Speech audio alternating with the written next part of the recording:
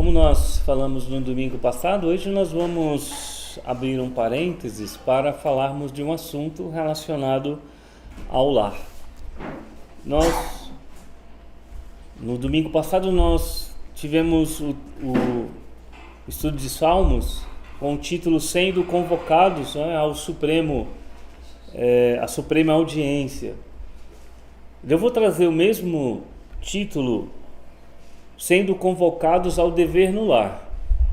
Então nós aprendemos um pouco no Salmo 50 que todos são, na verdade, né, convocados para estarem um dia diante de Deus. E nós precisamos trazer isso para os nossos lares. Na minha época de estudante, na nossa época, né, nós que já estamos aí nas faixas dos 45 a 55 anos, nós lembramos muito de algumas disciplinas que a gente guarda com muito carinho. Eu, pelo menos, eu gostava muito, porque falava de algumas coisas práticas. Por exemplo, organização social política do Brasil, né? Então, explicava como é que funcionavam as coisas na nossa nação. Então, era uma disciplina muito prática. A gente tinha aquela ideia explanada de como era o nosso sistema social e a gente ficava naquela expectativa. Nós vamos crescer, nós vamos fazer parte, né, de um país que funciona assim. Como era moeda, conversão de moedas. Era muito interessante aprender sobre moedas de outros países. Existia uma disciplina chamada Educação Moral e Cívica, em que nós aprendíamos sobre o significado dos símbolos da nossa nação. Por que a história? Mas tinha uma disciplina, houve uma disciplina, eu estudei essa disciplina apenas um ano, tá, irmão? Foi um ano que nós tivemos essa disciplina, se eu não me engano, era na antiga sexta série. Chamava Educação para o Lar. Não pode imaginar uma disciplina dessa nas escolas? E falava da constituição da família. E nos ensinava da importância de nós nos prepararmos para constituirmos um lar. E como eu, desde pequeno, né, assim, eu queria muito, muito uma família. Eu creio que Deus colocou isso no meu coração desde pequeno. Eu queria uma família para ter, né, aquele momento de almoço juntos. Eu pensava nisso. Então aquilo era muito, muito bom. E eu me lembro que a professora, ela passava receitas, ela falava, né, de economia no lar, os problemas que acontecem. Por que a gente precisava, por exemplo, os homens precisavam aprender eletricidade? Por que os homens precisavam aprender a saber o que é costurar? Olha que coisa interessante. E ela passou, eu nunca esqueço de um exemplo que ela pediu, que nós tínhamos que ter um pedaço de pano e um botão e levar para a sala de aula e os alunos fazerem ali, costurando ali, preparando, né, para a vida adulta. Eu lembro que eu furei os dedos todinho, de um lado e de outro, ficou furadinho, mas aquilo não me impedia de gostar. Inclusive, a minha mãe, eu cheguei em casa uma vez, tinha uma tarefa, né, e a gente tinha um caderno que era só para essa disciplina, e eu tinha muito cuidado, assim, a minha mãe chegou lá e quis fazer uma tarefa, eu lembro que eu fiquei irritado, né? Eu não queria que ela fizesse, eu queria fazer. Parece o contrário, né, que acontece hoje. Mas era agradável. E essa ilustração, irmãos, eu falando aqui da minha experiência pessoal, ela faz lembrar de uma afirmação do Jonathan Edwards. Hoje eu vou trazer um assunto, é o dever na família, e, para ser sincero, é um estudo baseado num sermão de um puritano, George Whitefield, lá do século XVIII. Tá? Então não é meu estudo, eu sintetizei esse estudo dele para trazer aqui para os irmãos. Século XVIII. E o que é interessante é que, se você olhar uma mensagem lá no século 17, 18, você vai ver que ela é atual. Porque a palavra de Deus, ela continua sendo atual. E o Jonathan Edwards, eu tenho amado, aprendido a amar os escritos do Jonathan Edwards, irmãos. Ele diz uma frase em um dos sermões dele, que eu guardei aqui para fechar essa ilustração. Não podemos receber das Escrituras mais benefícios do que aquilo que entendemos. Interessante. Você precisa entender para receber o benefício das Escrituras. É necessário que você entenda. Por que a sociedade hoje perdeu os benefícios da própria sociedade? Porque há um desentendimento de como as coisas funcionam. As pessoas querem impor uma nova visão, querem impor uma nova forma da sociedade e essa estrutura ela acaba desabando. As pessoas não entendem isso. E nós vamos trazer esse assunto da nossa convocação a partir de Josué, porque Josué ele convocou o povo ao dever no lar. Então vamos a Josué capítulo 24, será nosso ponto de partida. Nós vamos ver vários versículos hoje. Eu sempre, já é usual dizer aquele passeio agradável, pelas Sagradas Escrituras. Josué capítulo 24, versículo 15. E as pessoas, na ignorância, elas acreditam que podem continuar indo contrários àquilo que Deus estabeleceu e serem felizes. Na verdade, há muita infelicidade, desastre. Nós vivemos uma sociedade mal preparada, uma sociedade que tem desistido antes mesmo de tentar. Josué 24, versículo 15. Porém, se vos parece mal aos vossos olhos servir ao Senhor, escolhei hoje a quem servais. Continua atual. Você não quer servir a Deus? Então escolha quem você vai servir. Escolha, de uma vez. Não fique no meio termo, não. Se aos deuses a quem serviram vossos pais, que estavam além do rio, ou aos deuses dos amorreus, em cuja terra habitais. Então você tem uma gama de filosofias para a sua vida. Escolha uma. Você tem o direito de escolher. Mas você tem o dever de escolher. Mais do que isso. Porém, eu e a minha casa serviremos a quem? Ao Senhor. Vamos orar. Senhor, nós te agradecemos porque somos convocados ao dever no lar. Seja, ó Deus, para seguirmos as coisas, as formas, as filosofias, os falsos deuses, ou para servirmos ao Senhor, não ao meio termo. Muito obrigado, Senhor Deus, porque o Senhor nos convocou a servir a Ti, ó Pai. Possamos aprender como realizarmos isso em nossa vida prática, em nome de Jesus. Amém. Então essa inferência de Josué, ela é muito importante, irmãos. Por quê? Porque Deus foi gracioso. Deus removeu o povo da escravidão. Deus os levou pela, liderança de Moisés, de Arão, para a terra que ele havia prometido. Então, foram favores incomuns, foram misericórdias incomuns, foi uma manifestação e uma dedicação de Deus em cuidar deles. E Josué coloca então essa questão, olha, vocês podem ter a gratidão a esse Deus ou não. Você é livre para fazer, ninguém vai obrigar vocês. Mas vocês precisam escolher. 1 Samuel, capítulo 12, versículo 24. 1 Samuel, capítulo 12, versículo 24,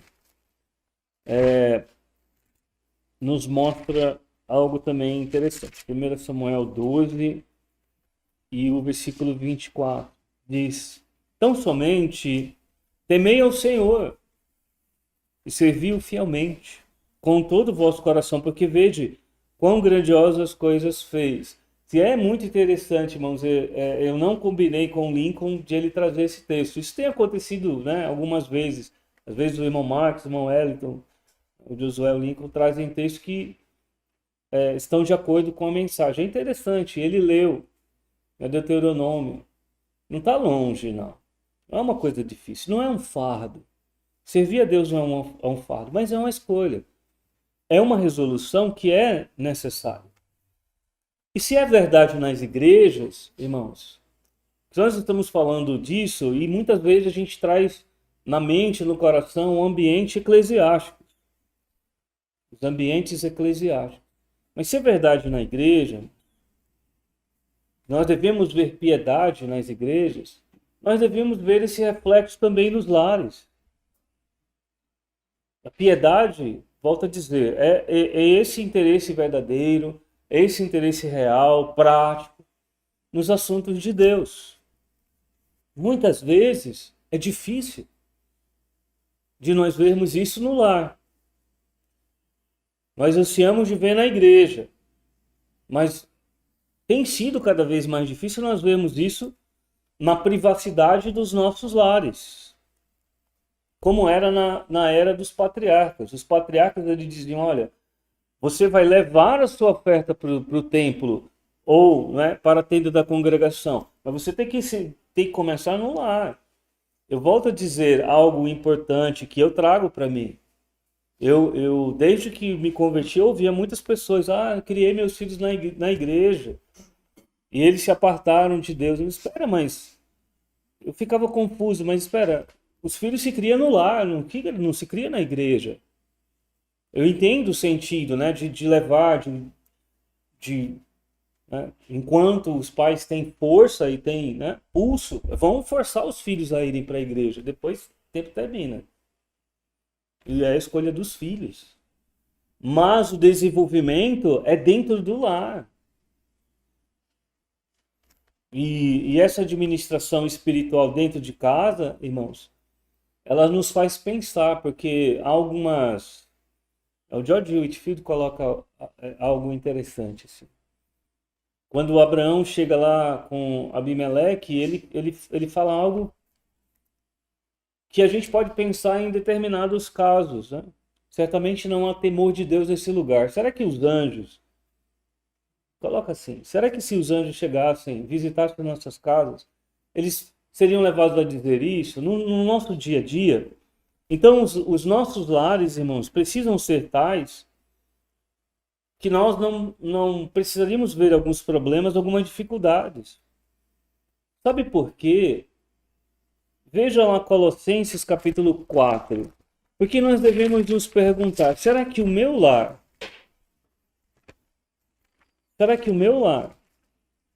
ele poderia ser cedido como espaço de uma igreja? Colossenses, capítulo 4. Você já se perguntou sobre isso? Vamos pensar o contrário, né? Ao invés de nós levarmos o nosso lar para a igreja, a gente levar a igreja para o nosso lar. Então, será que o meu lar, minha casa, ela serviria como uma igreja, o início de uma igreja local? Isso é uma pergunta válida. Porque em Colossenses capítulo 4, versículo 15, o apóstolo Paulo diz assim, saudai os irmãos que estão em Laodiceia, em Anifa e a igreja, que está onde? Em sua casa. Então, no primeiro século, os lares eram as igrejas, e as igrejas estavam nos lares. Então, o meu lar poderia ser uma igreja? O que os vizinhos diriam a respeito disso? Combinaria com o meu entendimento, com o meu aprendizado? Com minha prática cristã ou não? Então hoje nós vamos buscar entender o que significa servir ao Senhor em três partes. Tá? Esse estudo tem três partes. Primeiro, o que é esse dever? O dever de servir ao Senhor. Segundo, a maneira de servirmos ao Senhor. Porque se nós entendemos o que é, a gente tem que partir para a prática. E terceiro, quais os motivos para nós fazermos isso? Então, vamos ao dever. Primeira parte. É dever, irmãos, de todo chefe de família, estou colocando isso aos pais, de cuidar não somente deles mesmos. Eu, como pai, eu tenho que cuidar de mim mesmo espiritualmente, para mim não sucumbir às coisas deste mundo. Mas é dever dos pais cuidarem daqueles que foram entregues ao seu encargo de servir ao Senhor. Eu tenho repetido isso. Os nossos filhos não nos pertencem. Nossas vidas não nos pertencem. Nada pertence a nós. Tudo é de Deus. Eu tenho que usar em retorno a Ele. E todo chefe de família, ele precisa entender que nós temos 3 campos de atuação, irmãos. A gente diz assim, 3 competências. Primeiro, profeta, sacerdote, segundo e terceiro rei. Ah, mas profeta porque tem que fazer como os neopentecostais e falar, né, aquelas glossolalias ou pronunciar algumas bobagens? Não, irmão. Profeta no sentido neotestamentário, de ter a capacidade de instruir pela palavra de Deus. Então todo pai deve ser um profeta. Ele tem que ter a capacidade de instruir pela palavra de Deus. Todos os líderes de família, todos os chefes, os pais, estou me referindo aos pais, devem ser sacerdotes. O que significa ser um sacerdote? Orar pelos filhos e com os filhos. Orar pelos filhos e com os filhos. E por que rei? Porque, irmãos, em relação à orientação, provento e ao governo, nós somos responsáveis. Nosso lar pertence a Deus, as regras são dele. Deve ser de Deus, não nosso. Então, nós vivemos hoje numa sociedade que não se prepara. Eu mencionei algumas disciplinas, hoje não existe esse preparo. Hoje, na verdade, há uma constante manipulação mental, emocional, para que os jovens acreditem que isso é ultrapassado. Então, eles não se preparam para viverem, eles não se preparam, irmãos, para lidarem com a realidade do mundo. Porque quando saem da escola, a realidade é outra do que eles ouviram. É muito diferente. É muito diferente. Os homens, olha, nós vivemos numa sociedade de homens fracos. Podemos dizer assim, existe até uma expressão, masculados. Eu me lembro, irmãos, por que eu queria um carro? Hoje nós precisamos entender, por que eu quero um carro? Eu era jovem, eu trabalhava, por que eu quero um carro? Por mim, né? Puxa, todo mundo vai olhar e vai dizer que eu tenho um carro. Eu quero um carro para me servir a Deus. Mas existe um segundo motivo, eu quero um carro porque eu quero dar um conforto para minha família. E eu me lembro perfeitamente que quando nós passamos por uma série de dificuldades financeiras, eu olhei para a irmã Eunice e ela já estava grávida do Josué. Nós andávamos de ônibus numa cidade grande, com muitas frequentes dificuldades. E aí nós oramos ao Senhor para que nós pudéssemos fazer um esforço. Isso cabia a mim.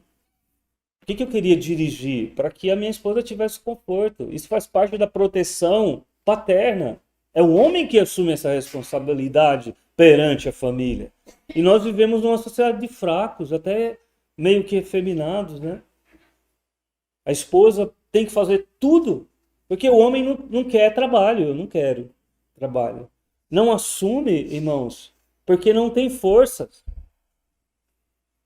E o que resta dos lares é isso. Os homens estão sendo moldados a serem fracos. O que acontece com as mulheres? Eles não vão aceitar. É natural isso. E aí há uma outra manipulação. Sabe o que a Bíblia diz? 1 Timóteo capítulo 5, versículo 8. 1 Timóteo capítulo 5 e o versículo 8. Diz algo muito importante. Que é verdade hoje em relação aos lares cristãos. Paulo está falando a Timóteo. Mas se alguém não tem cuidado dos seus, e principalmente dos da sua família, e é vergonhoso ver um marido que não cuida da esposa, é vergonhoso, irmãos.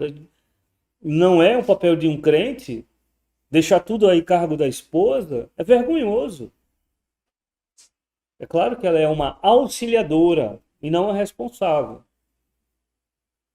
E principalmente dos da sua família, o que ele fez?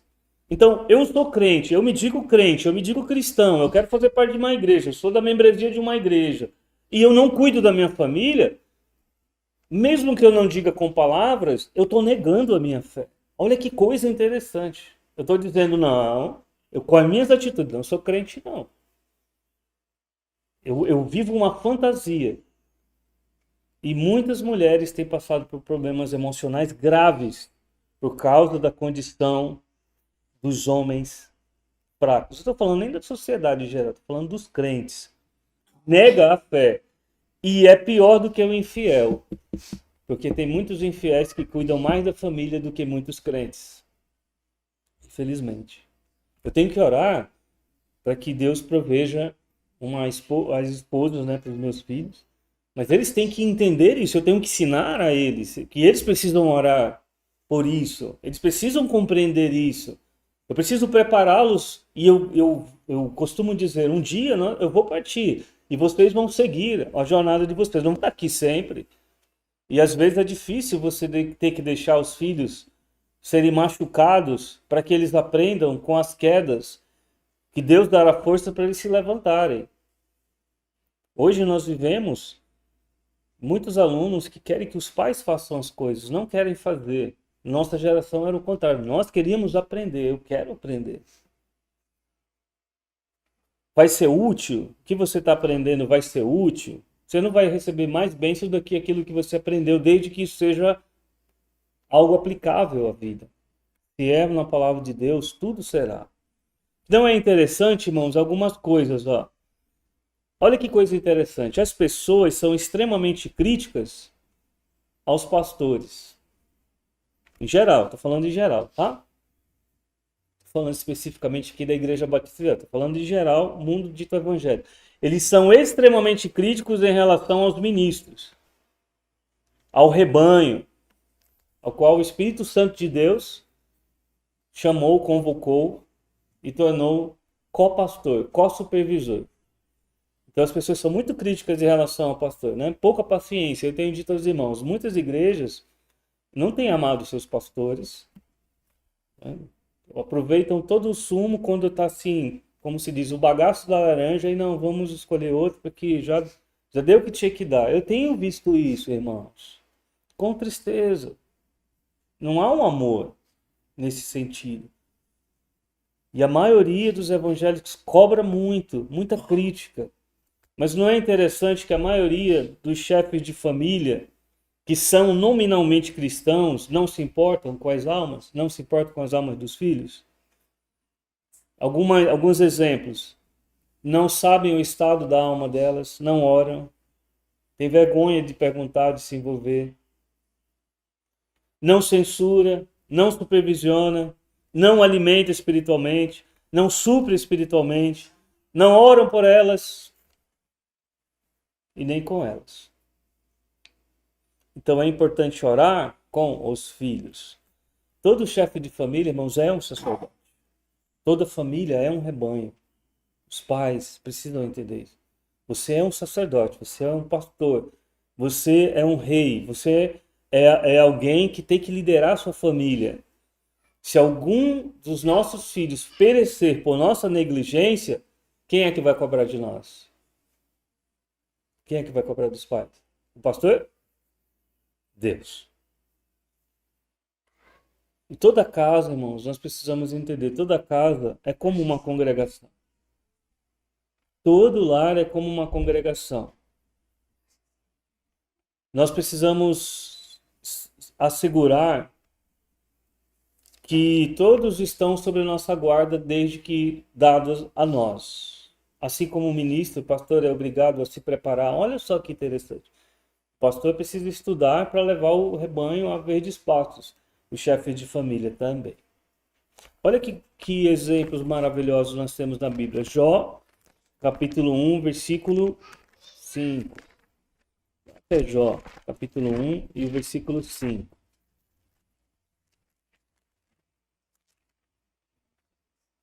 Sucedia, pois, que decorrido o turno de dias de seus banquetes, enviava Jó e o santificava, e se levantava de madrugada e oferecia holocausto segundo o número de todos eles.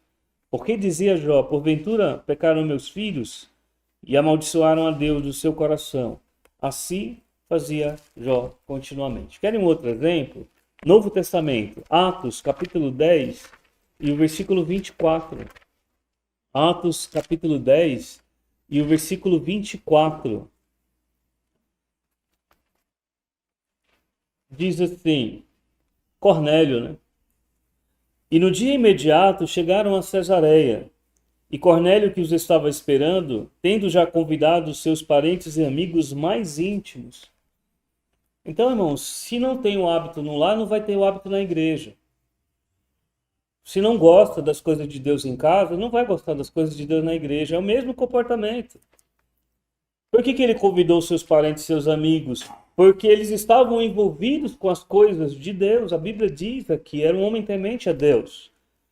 E infelizmente hoje é muito comum, não somente a negligência, mas servir a Deus tem sido motivo de zombaria. As pessoas têm zombado dos pais, das mães, né, que querem servir a Deus. Os próprios parentes zombam, viu? Os próprios parentes zombam dos pais que querem servir a Deus. Mateus 23, versículo 13. Mateus 23 e o versículo 13. Vamos ler aqui.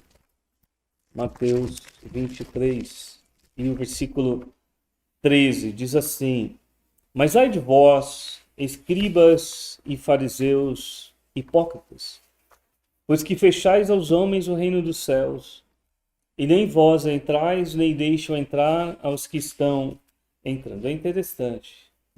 Hoje se cumpre muito isso em termos gerais. Entre os evangélicos também, irmãos. Entre os evangélicos que não entendem o que é o evangelho. Para muitos, o evangelho é um tipo de autoajuda. Eu vou na igreja porque eu quero melhorar, e eu melhorando, assim, pode ser que eu seja salvo. Mas o evangelho não é o tipo de autoajuda que as pessoas estão imaginando hoje.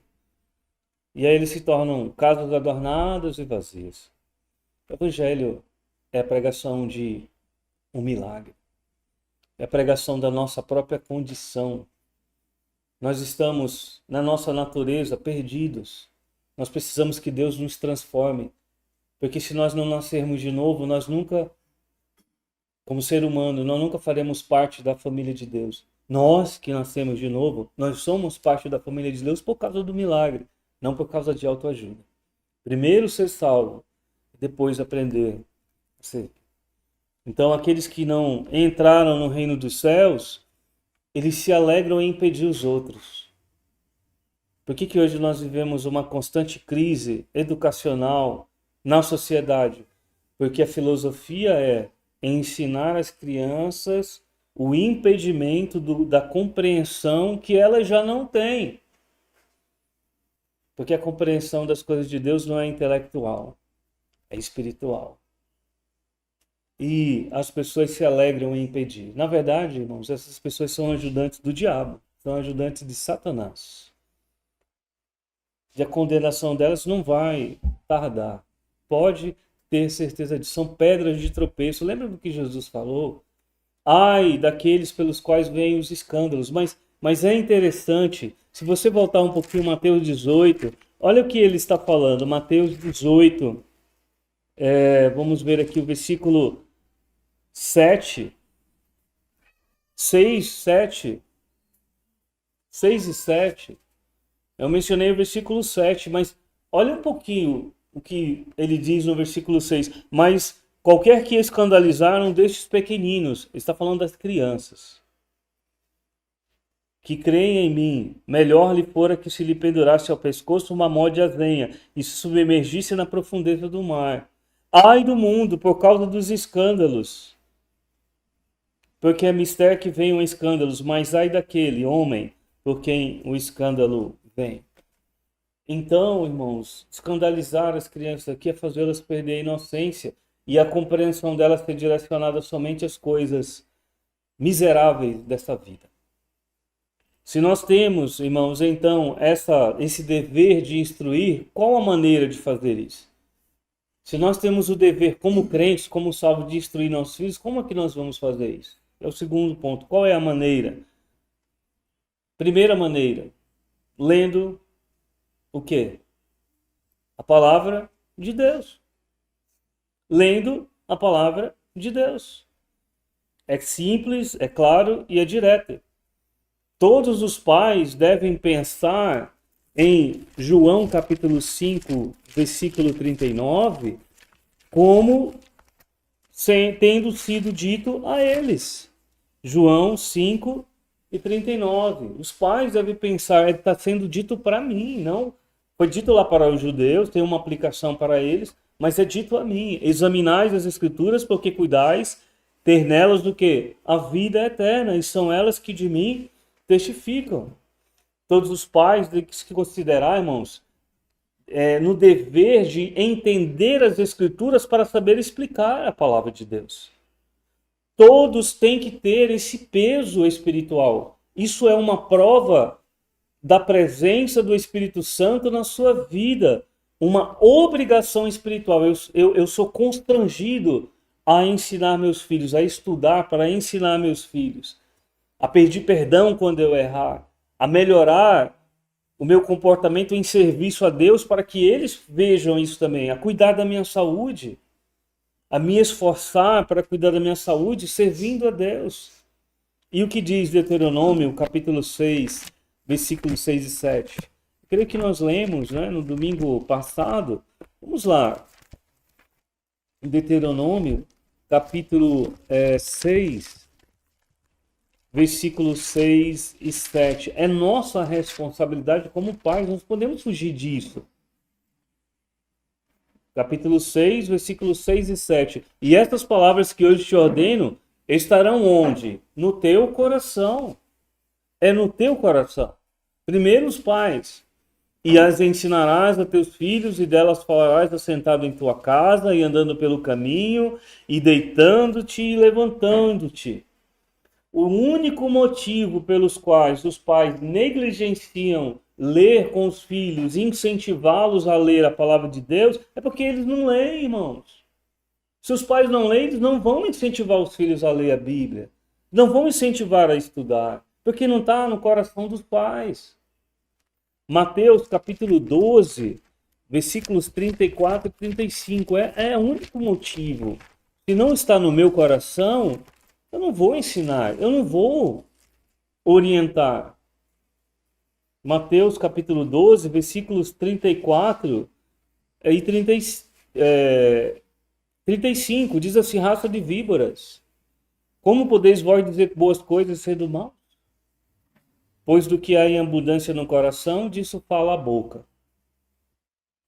O homem bom tira boas coisas do bom tesouro do seu coração, e o homem mau, do mau tesouro, tira coisas más. Coisas más, corrigindo. Então, como é que eu vou dar um tesouro se eu não tenho, né? Eu não tenho tesouro. Como é que eu vou partilhar das coisas de Deus se eu não as conheço? Se eu não me empolgo com elas, se eu não me alegro com elas? Como é que eu vou ensinar se eu não vivo isso? Paulo diz a Timóteo algo interessante, né? 1 Timóteo capítulo 3, ele vai falar, olha, as coisas de Deus, tu conheces desde a tua meninice. 3 e 15, veja lá. 1 Timóteo capítulo 3 e versículo 15. 1 Timóteo capítulo 3 e o versículo 2 Timóteo, irmãos, perdão, não é a primeira, 2 Timóteo, capítulo 3, versículo 15. Sim, e que desde a tua meninice sabes as sagradas escrituras, que podem fazer-te sábio para a salvação pela fé que há em Cristo Jesus. Quem é mais adequado para ensinar-nos do que os pais? Quem é mais adequado? Quem deveria mostrar na sua vida os efeitos da palavra de Deus?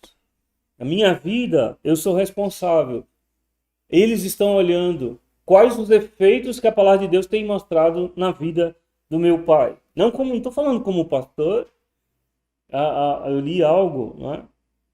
Não sei se é verdadeiro ou não, mas li algo que foi escrito de um pastor que estava falando, estava sendo palestrante, né, numa igreja, falando sobre família, E no meio do sermão a esposa levantou chorando e disse: é mentira dele, ele não faz nada disso lá em casa. Imagine a vergonha disso.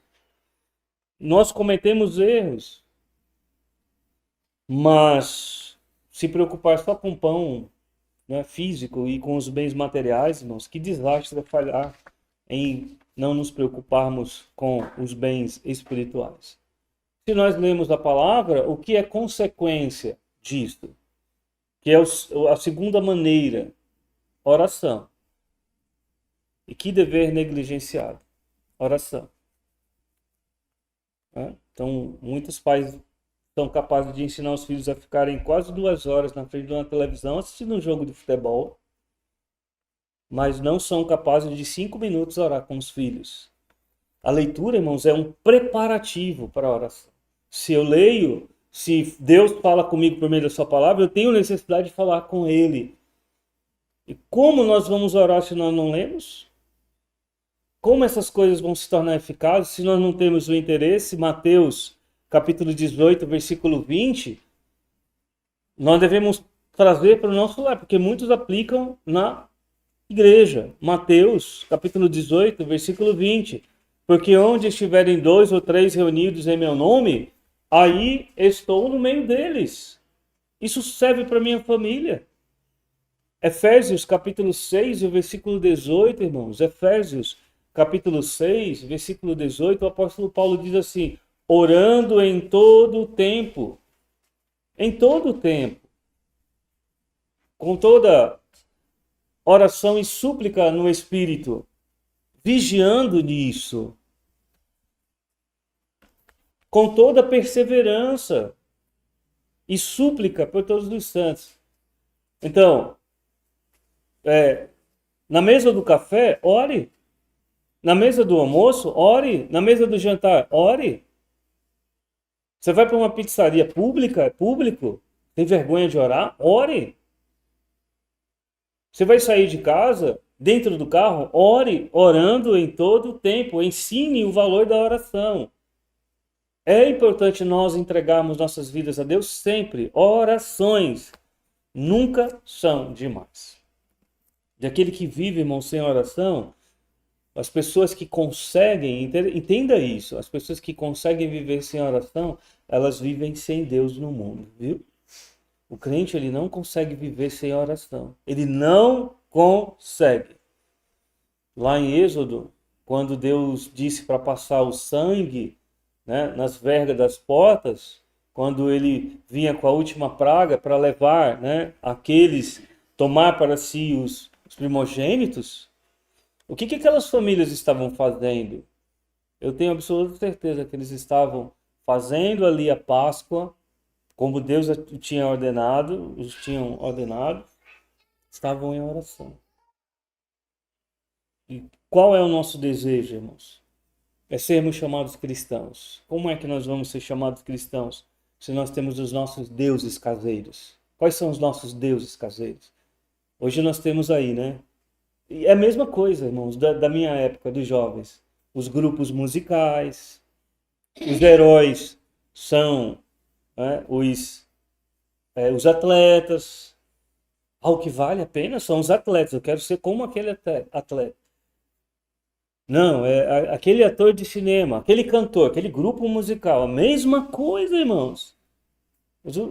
O diabo, ele não precisa de fazer muito esforço, ele precisa apenas mudar. Muda o nome, muda a nacionalidade, muda o herói, né?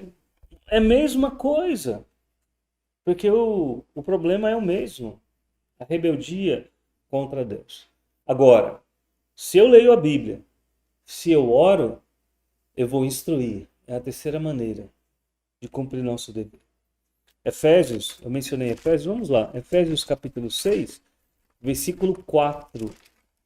Efésios capítulo 6 e o versículo 4. Diz assim, irmãos: e vós, pais, não provoqueis a ira a vossos filhos, mas criai-os na doutrina e admoestação do Senhor. E é interessante quando Deus fala a respeito de Abraão, ele diz algo interessante. Eu tenho conhecido, ele há de ordenar seus filhos a sua casa depois dele. Olha, ele assumiu essa responsabilidade. Essa palavra em Deuteronômio que nós lemos, né? Volte lá, capítulo 6, eu quero Deuteronômio capítulo 6, nós lemos uma passagem, né, que fala a respeito de ensinar, ensinarás, Deuteronômio capítulo 6, volte lá, por favor. Diz assim, estas palavras que te ordeno, versículo 6 do capítulo 6, estarão no teu coração e as ensinarás. E eu fiquei curioso em relação a esse verbo e eu fui procurar.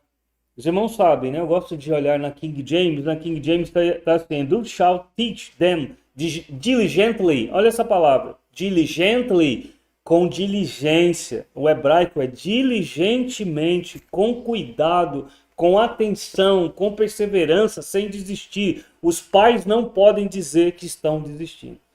Não podem, irmãos. É pai, é mãe e vai até o fim. Eu vou até o fim. Ah, mas os filhos não querem. Aí é eles com Deus. Da minha parte, o esforço vai ser contínuo até o fim. Até o fim. E nesse capítulo 6, versículo 20, diz assim: quando teu filho te perguntar no futuro, dizendo: que significam os testemunhos, estatutos e juízos que o Senhor nosso Deus vos ordenou? Olha que maravilha, irmãos. Olha, irmãos, não é um fardo.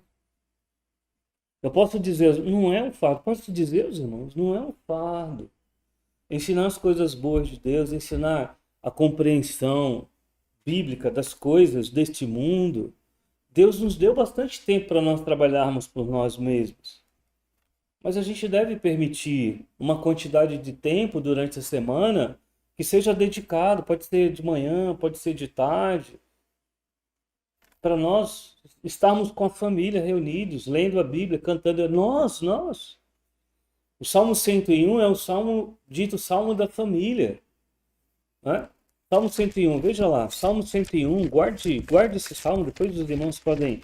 Nós vamos chegar até, com a graça de Deus, né?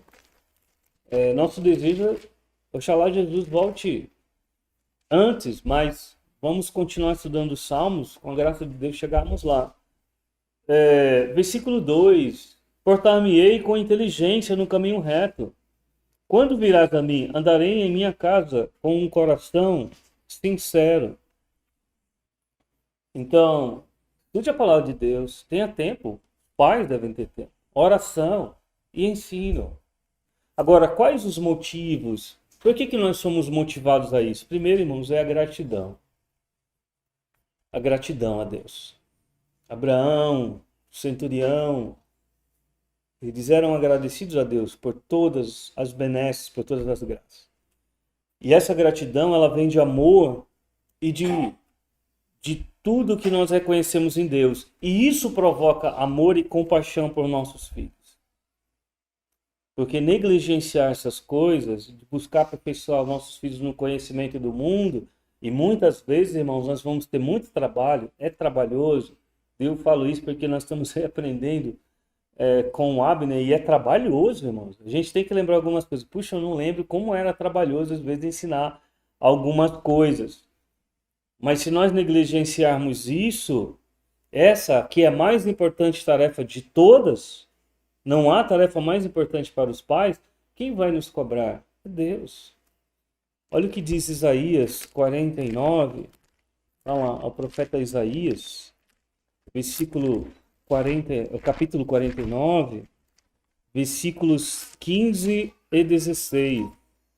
49, 15 e 16. Porventura pode uma mulher esquecer-se tanto de seu filho que cria, que não se compadeça dele, do filho do seu ventre? Você pode imaginar uma mãe que odeia seu filho? Mas existem por aí mães que odeiam seus filhos. Mas ainda que esta se esquecesse dele, contudo eu não me esquecerei de ti. Eis que nas palmas das minhas mãos eu te gravei. Que gratidão, irmãos. É essa que nós não queremos viver para nosso Deus, não queremos ter trabalho, não queremos assumir nosso dever. Nós devemos assegurar, eu não estou dizendo aqui que nós vamos abandonar tudo que é do mundo, que é necessário no sentido, né, benéfico das coisas. Por exemplo, eu vi um caso alguns anos atrás, era mãe, filha e neta.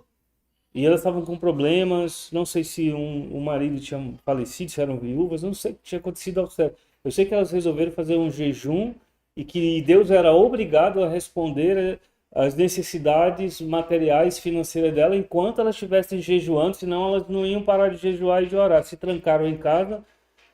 Depois de 3, 4 dias, os vizinhos foram lá e já estavam mortas. Inclusive, uma delas, se eu não me engano, a menininha, né?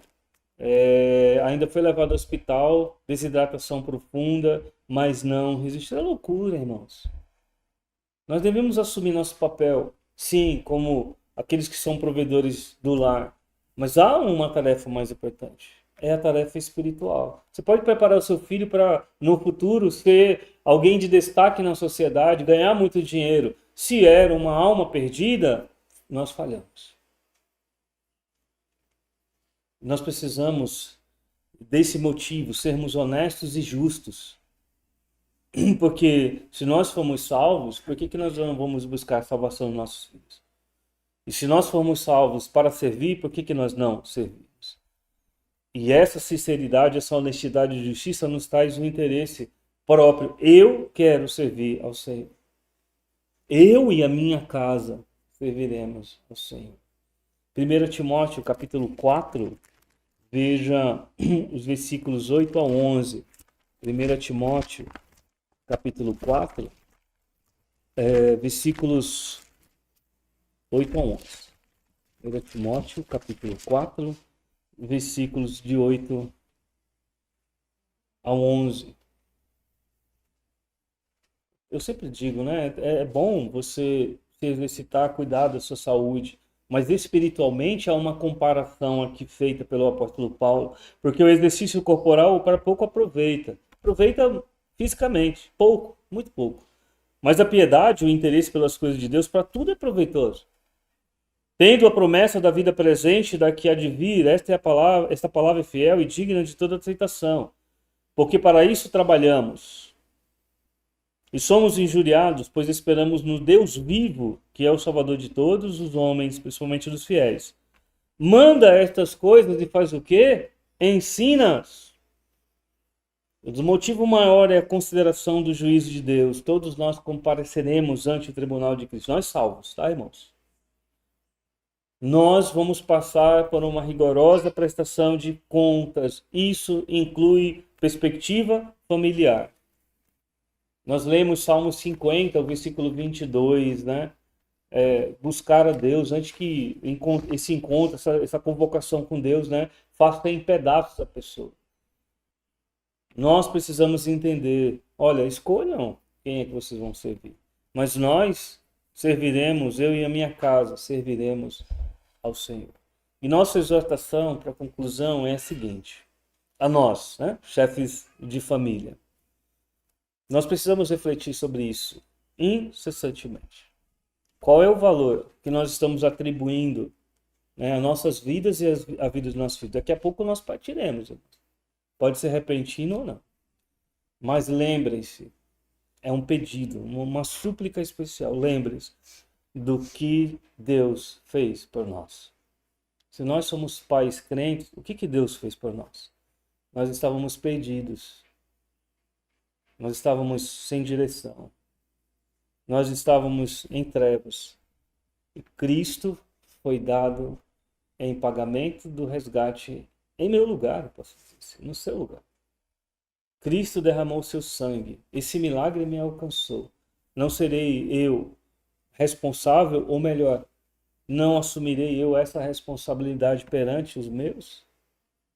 Foi por meio de Cristo, irmãos. Nós fomos arrependidos ao Calvário, pedimos perdão, Ele nos perdoou, nos limpou, nos lavou. Isso precisa ser considerado com seriedade e frequência e não ser negligenciado. Se nós entendemos isso, o amor de Deus, ele nos constrange a buscarmos essas coisas, mesmo que falhando. Não vai ser perfeito. Não estou dizendo que seremos, né, 100% perfeitos, mas há uma constância nessa busca, mesmo que falhando.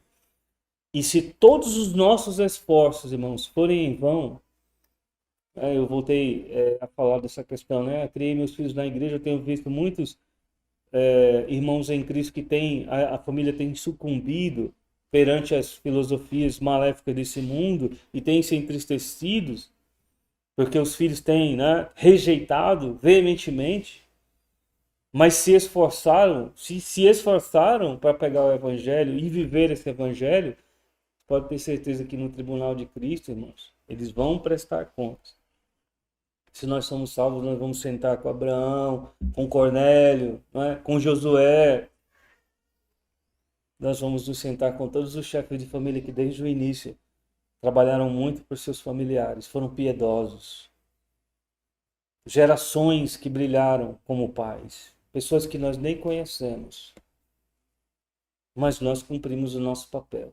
E é isso que... Agora, se você não tem essa convicção desse dever, dessa responsabilidade, se você não entende isso e tudo que importa são as coisas do mundo, você tem negligenciado o valor da graça, da misericórdia de Deus, vá ao Calvário. Não venha reclamar de mim ou se irar contra mim, vá ao Calvário. Contemple o que Cristo fez. Olhe para o Filho de Deus na cruz. Ele derramou o seu sangue.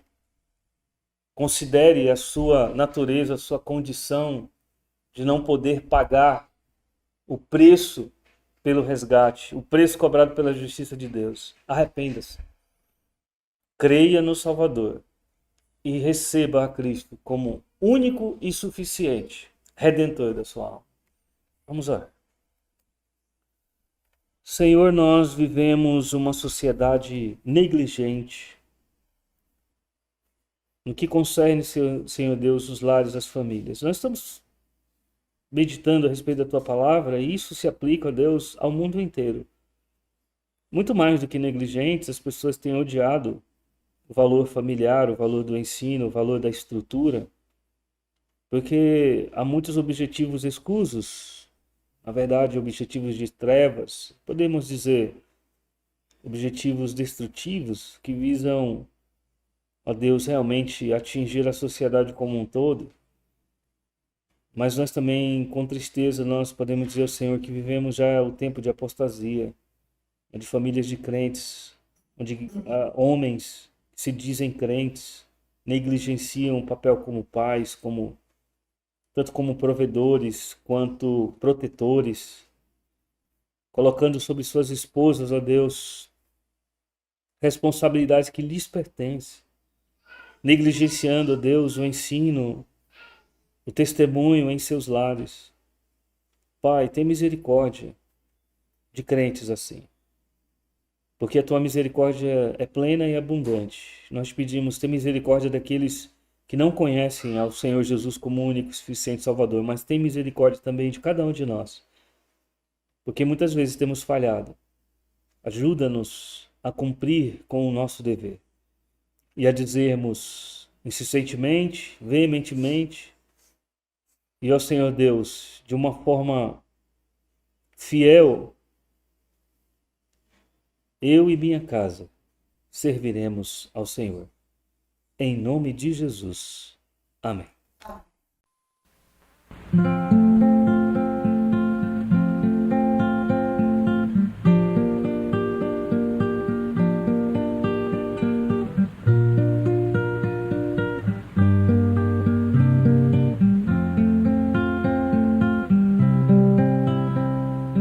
Hoje muitos lares permitem-se ruir,